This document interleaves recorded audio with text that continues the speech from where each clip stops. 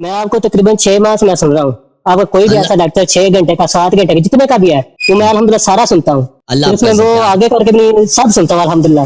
आप हमारे भाई, हमारे साथी। मैं अल्लाह आपको लंबी जिंदगी दे। आप माशाल्लाह बहुत अच्छा काम कर रहे हैं। ठीक है, थैंक यू सर। तो क्या नाम क्या आपका? मेरा नाम नाम सकलैन क्या? हैदर है। कितने काल की था? सकलैन हैदर, कहाँ से इटली काल से। की? इटली में रहते इटली, हैं? वाह जी वाह, जी जी। बड़ी बात। अल्लाह आपको सलामती रखे परदेश में। तो आमीन आमीन। तो अच्छा लामा साहब, मेरे ना सवाल ये है कि आपने जो यारी मदद का जो आपने लेक्चर दिया है वो मैंने सारा सुना है। आप प्लीज मुझे ये दिखाना है कि एलची, मेरा एक दोस्त है स्पेन में होता है, तो उसने मुझे बताया कि इमाम किसी का भी ये फरमान नहीं है कि आप यारी मदद का इमाम किसी ने नहीं फरमाया।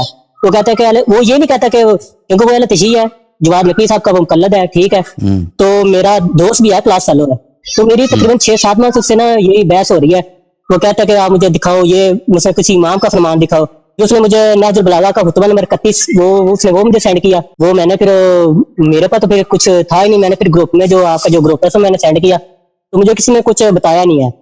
तो प्लीज काइंडली आप मुझे ये बताएं कि जो जो भी हमारी कुतब है उसमें आप बताएं किसी इमाम का फरमान हो तो वो मैं उसे दिखा सकूं इसके बारे में। और मेरे कुछ और भी, मैं तकरीबन 6-7 माह से आपका वेट कर रहा हूँ। मैं काफी कंफ्यूज था, इसलिए जी जी एक मिनट, मैं हदीस निकाल दूं, मैं आपको दिखाऊं।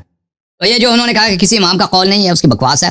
ये जवाद नकवी को क्या आता है? और इन लोगों को, ये लोग जाहिल लोग हैं। मुलाज़ा फरमाइए, ये किताब है कामिल अल-मज़ार अल-कबीर इब्न अल-मशहदी, और ये किताब ईरान में छपी है। यहाँ पर माह रजब के अमाल में जो तीसरी ज़ियारत है अमीरुल मोमिनीन अलैहिस्सलातु वस्सलाम की तीसरी ज़ियारत में है, उसमें यह है ज़ियारत करने के बाद जब कब्र शरीफ के करीब पहुंच जाओ तो वहां पर कब्र मुबारक पे, ज़री मुबारक पे झुक जाओ, उसको बोसा दे दो और ये अल्फाज कह दो, अशहदु अन्नका तस्मा कलामी व तशहदु मकामी। मैं शहादत देता हूं कि आप मेरे बात को सुन रहे हैं, व तशहदु मकामी, और मैं यहाँ पे खड़ा हूँ, आप मेरे शाहिद अभी मुझे देख रहे हैं, मैं शहादत देता हूँ। अच्छा, उसके बाद बहुत प्यारे अल्फाज हैं, अशहदु लका या वली अल्लाह बिल बलाग वल अदा। मैं शहादत देता हूँ ए अल्लाह के वली कि आपने अल्लाह के अहकाम पहुंचा दिए, आपने इमामत के फ़राइज़ अंजाम दे दिए। या मौलाए या हुज्जत अल्लाह, आप मेरे मौला हैं, आप अल्लाह के हुज्जत हैं। या अमीन अल्लाह, आप अल्लाह की जानिब से लोगों के हिदायत के अमानतदार हैं। कुरान आपकी अमानत, शरीयत आपके पास अमानत, दीन आपके पास अमानत, आप अल्लाह के वली हैं। वही के अमीन आप हैं। या वली अल्लाह, ए अल्लाह के वली, इन बैनी व बैन अल्लाह ज़ुनूबन क़द अस्क़लत ज़हरी व मनअतनी मिन अर्रक़ाद। ए अल्लाह के वली, मेरे और अल्लाह के दरमियान बहुत सारे गुनाह हैं, मैं रूसिया हूँ, मैंने बहुत गुनाह किए हैं। इन गुनाहों की वजह से मेरा कमर, इन गुनाहों की बोझ की वजह से मेरा कमर झुक गया है, और मैं रात को सोता नहीं हूँ, मुझे इतनी फिक्र है। वज़िक्रुहा युक़लक़िलु अहशाई, और मुझे जब मेरे गुनाह याद आ जाते हैं तो मेरे रग जो है कांपने लगते हैं, मेरे रगों में, मेरे जिगर में लर्जा आ जाता है। वक़द हरब्तु मिन्हा इलल्लाहि व इलैक, मैं अपने गुनाहों से पनाह लेने आया हूँ। अल्लाह, पहले अल्लाह का पनाह, फिर आपकी पनाह। फ़बिहक़्क़ि मन अतमन्नक अला सिर्रिही व सरआक अम्र ख़ल्क़िही व क़रन ताअतक बिताअतिही व मुवालातक बिमुवालातिही। उस अल्लाह की कसम मैं आपको देता हूँ कि जिसने आपको अपने सिर का अमीन, अपने राजों का अमीन बना दिया है, और आपको उम्मत का इमाम बनाया है, और अपनी ताअत और आपकी ताअत एक करार दी है, और अपनी मोहब्बत और आपकी मोहब्बत एक करार दी है। कुन ली इलल्लाहि शफीआ, अल्लाह के पास मेरा शफाअत कर, व मिनन नारि मुजीरा, और मुझे जहन्नम की आतिश से पनाह अता फर, व अला दहर ज़हीरा, और रोजगार के मसाइल में, जमाने के मुश्किलात में मेरा नासिर बन, मेरी नुसरत कर। यह है कि नहीं भाई?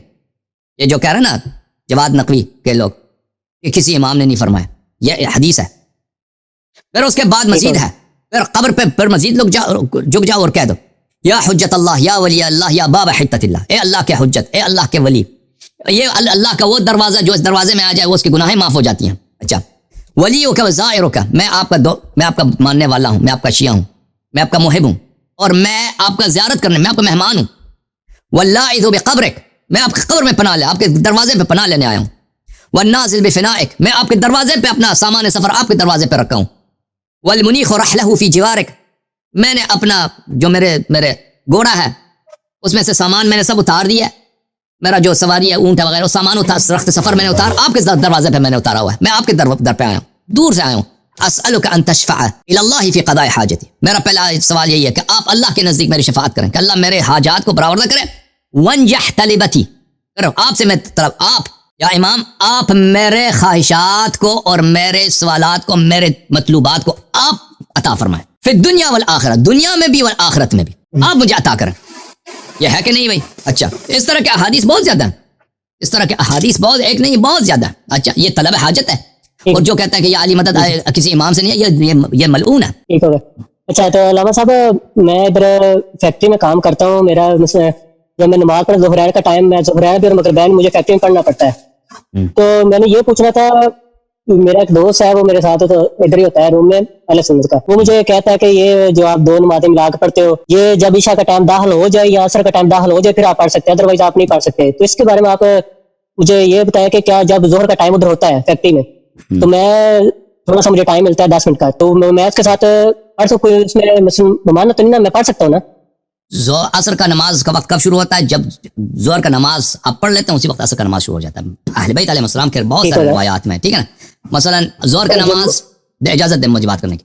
دیکھیں میں ظہر کا نماز پڑھتا ہوں، مثلا میں قصر پڑھتا ہوں، میں اگر سفر میں 2 رکعت ہے، 2 رکعت میں کتنا ٹائم لگتا ہے؟ 3 منٹ لگتا ہے نا. انسان اگر جلدی سے پڑھے 2 منٹ میں، 2 رکعت میں 3 منٹ، 2 منٹ میں بھی انسان شاید پڑھ سکتا ہے. اب چلیں کوئی زیادہ جلدی نہ 4 منٹ میں پڑھ لیتا ہے، ٹھیک ہے نا. 2 رکعتیں، تو جو ہی آپ نے نماز ختم کر دی وقت نماز عصر شروع ہو گیا.